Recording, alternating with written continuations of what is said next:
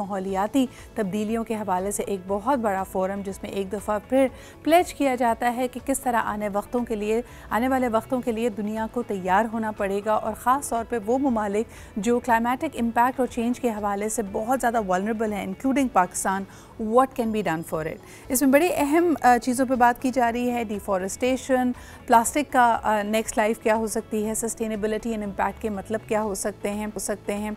यकीनन इसमें gender diversity का भी एक बड़ा अहम ताल्लुक आता है क्योंकि क्लाइमेटिक इम्पैक्ट और क्लाइमेटिक चेंज के जो सबसे ज़्यादा अफेक्टेड ग्रुप्स होंगे वो बच्चे और ख़वातीन होंगे, तो ये भी इसके मौज़ूआत में शामिल हैं।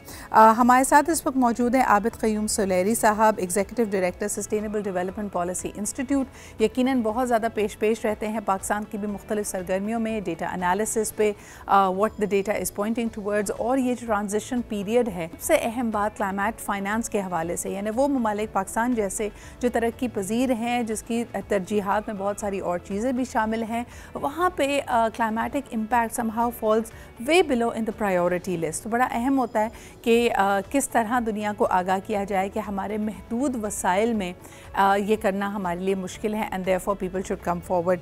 आबिद साहब इस वक्त COP28 में मौजूद हैं, he is very kind to give us some time. बहुत शुक्रिया आबिद साहब हमारे साथ मौजूद होने के लिए, और आप भी मुख्तलिफ सेशंस का हिस्सा बनेंगे। एक आपने इसमें इशारा दिया कि फॉसिल फ्यूल के हवाले से बड़ा इम्पॉर्टेंट एक सेशन होने वाला है, ये पाकिस्तान के लिए भी बड़ा रेलेवेंट है, दुनिया भर के लिए रेलेवेंट है, बिकॉज़ पाकिस्तान का एनर्जी मिक्स और पूरी दुनिया के लिए जो इम्पैक्ट है इसका, उस पर बात की जाती है। How receptive are you finding the countries, और ये सिर्फ एक सेरेमोनियल तकरीब होती है या you think that they are really serious about the impact in climate change?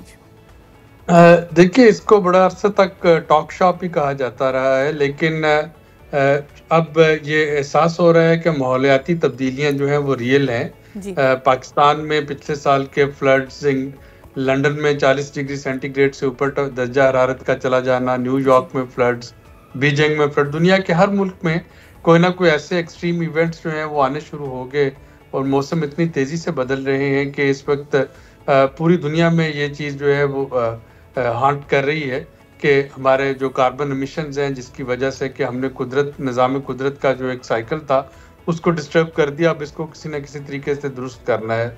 अब उस दुरुस्त करने के लिए जो सारा एम्फसिस है वो ये है कि हमारे जो गैस एमिशंस हैं, मीथेन गैस और कार्बन डाइऑक्साइड, एक तो ये है कि उनके अखराज को कम किया जाए, दूसरा ये है कि मसनूई तरीके से कार्बन डाइऑक्साइड जो फ़ज़ा में जमा होती है, मसनूई तरीके से उसको कैप्चर करके स्टोर किया जाए।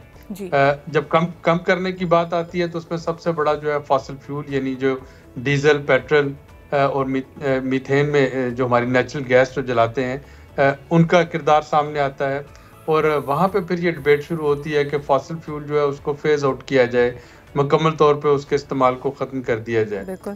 आबिद साहब, जो आपने, सॉरी आपकी बात इंटरजेक्ट कर रही हूँ, ये जो कार्बन कैप्चर का आपने जिक्र किया, ये कनाडा और बहुत सारे तरक्याता ममालिक में तो बड़ा तेज़ी से जारी है, लेकिन they don't know what to do with that carbon, so somehow it is being sent back into the earth. उसको दोबारा पाइप लगाकर हम अंडर द सरफेस ही सेफ करने की, सिक्योर करने की बात करते हैं। ये कोई ख़ास इसका नतीजा तो नहीं है, यानी इसका कोई ये इम्पैक्ट तो हमें नज़र नहीं आ रहा है। Is it really a practice that is worth continuing to do?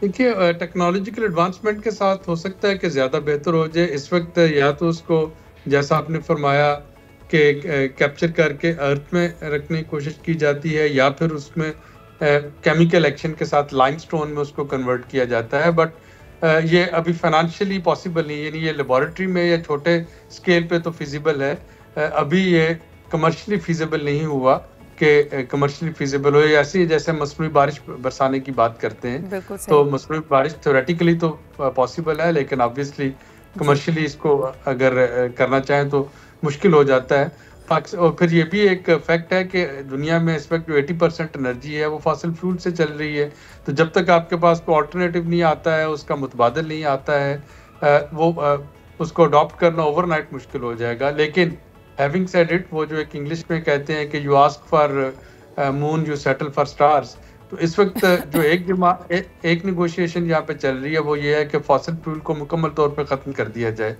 और उस पर ओपेक कंट्रीज जो हैं वो रेजिस्ट कर रहे हैं, हमेशा से एग्जिस्ट करते चले आ रहे हैं। दूसरा जो है वो होता है कि फॉसिल फ्यूल को फेज आउट किया जाए, आहिस्ता आहिस्ता उसका इस्तेमाल कम किया जाए।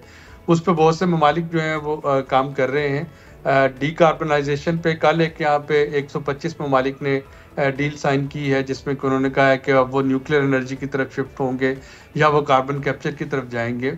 उसमें एक हमारे जैसे जो ममालिक का जो स्टांस है, हम उसको कहते हैं जस्ट एनर्जी ट्रांजिशन, यानी हम बिल्कुल करने को तैयार हैं। मसलन पाकिस्तान में हम चाहेंगे कि कोयला, पेट्रोल, डीजल मुकम्मल खत्म हो जाए, लेकिन ये ट्रांजिशन की कास्ट कौन देगा?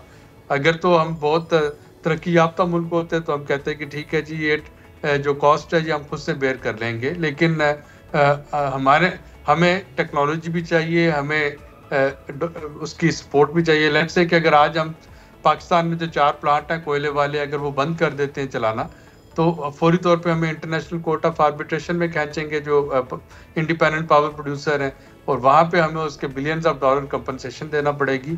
तो ये ऑलरेडी पिछले 2 सालों में हमने देखा। COP26 ग्लासगो में साउथ अफ्रीका के साथ मुआहदा किया गया कि अगर वो अपने कोयले के प्लांट बंद कर दे तो बहुत से यूरोपियन ममालिक जो हैं वो उसको कंपनसेशन देंगे। पिछले साल ये जो था मुआहदा, ये इंडोनेशिया के साथ किया गया कि इंडोनेशिया अगर अपने कोयले के प्लांट बंद कर दे, क्लीन एनर्जी पे आ जाए, तो उसको टेक्निकल सपोर्ट दी जाएगी, उसको कंपनसेशन दी जाएगी। पाकिस्तान के लिए इसमें कोई खुशखबरी, और वैसे भी प्राइम मिनिस्टर साहब यहाँ पे मौजूद हैं, पाकिस्तान का केस बड़े ज़ोरदार अंदाज में सामने रखा गया है, क्लाइमेट फाइनेंसिंग का जिक्र हो रहा है। Any good news for Pakistan? देखिए, लॉस एंड डैमेज फंड जो है वो पाकिस्तान की कोशिशों से पिछले साल आपने देखा कि COP27 में शहरी रहमान ने इस केस को बहुत इफेक्टिवली उठाया था। पाकिस्तान के पास प्रेसिडेंसी थी G77 प्लस चाइना की, और पाकिस्तान के फ्लड्स जो थे उनको एक मिसाल के तौर पे पेश किया जा रहा था कि क्लाइमेट चेंज कैसे इफेक्ट करती है।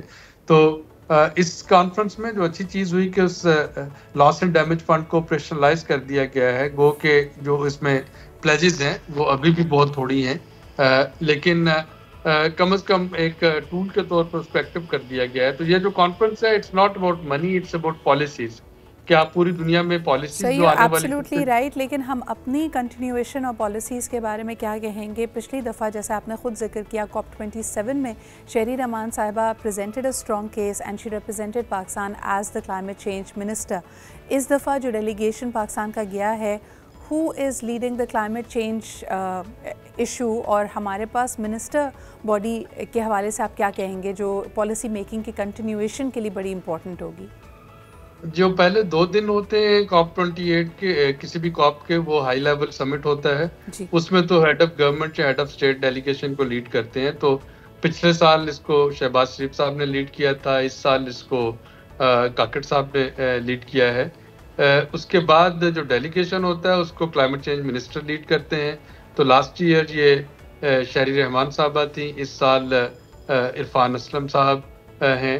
फाइनेंस मिनिस्टर यहाँ पे हैं जो कि क्लाइमेट फाइनेंसिंग की नेगोशिएशन कर रही हैं। वजीर खारजा जहाँ पे हैं जो कि अपनी एक स्ट्रीम ग्लोबल स्टॉक टेकिंग उसको देख रहे हैं। शहरी रहमान साहब अभी आज पहुँच रही हैं। मलक अमीन असलम जो उससे पहले क्लाइमेट चेंज मिनिस्टर थे वो भी यहाँ पे मौजूद हैं। सेनेट की जो स्टैंडिंग कमेटी है क्लाइमेट चेंज की, उसकी जो सरबराह हैं सेनेटर सीमी एसडी, वो भी आज यहाँ पे पहुँच रही हैं।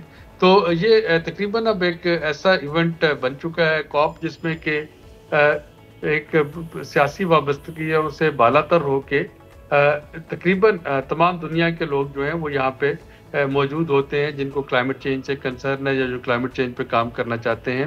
पाकिस्तान को अगर देखें तो जो लिविंग इंडस इनिशिएटिव था दरियाए सिंध और इंडस बेसिन की बहाली का, वो पिछली 3 हुकूमतों ने उस पर काम किया। PTI गवर्नमेंट, फिर PDM गवर्नमेंट और अब care taker government, 3 climate change minister से उस पर काम किया। और परसों केयर टेकर प्राइम मिनिस्टर ने यहाँ पे उसको प्रेजेंट किया था उस केस को।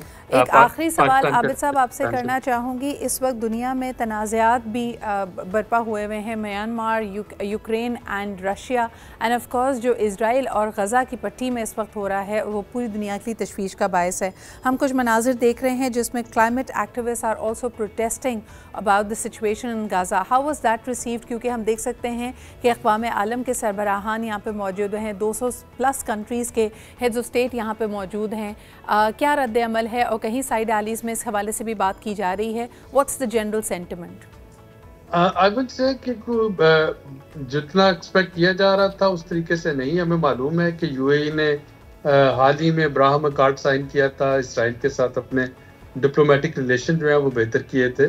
तो यहाँ पे जो कोड ऑफ कंडक्ट है उसमें बड़ी सख्ती से मना किया गया है कि कोई भी जो ऑब्जर्वर हैं वो किसी मुल्क का झंडा जो है वो साथ लेके नहीं आ सकते हैं। इनडायरेक्टली तो यहाँ पे बात की जा रही है, जैसे कि एक जो सिविल सोसाइटी प्रोटेस्ट था उसमें मुख्तलिफ साइजेस के जूते रख के, छोटे बच्चों के जूते रख के और ख़वातीन के जूते रख के ये बताया गया था कि ये वो मिसिंग लोग हैं जो कि इसराइल की बमबारी से गजा में शहीद हो रहे हैं। और लेकिन आई वुड से कि डायरेक्टली जैसे होना चाहिए था उस तरीके से जो पिछले 2 दिन। ठीक है सर, बहुत बहुत शुक्रिया आबिद साहब यहाँ पे मौजूद होने के लिए। अहम मौज़ूआत हैं और प्रेजेंट एंड फ्यूचर वर्ल्ड के हवाले से बड़े अहम फैसले लेने के लिए।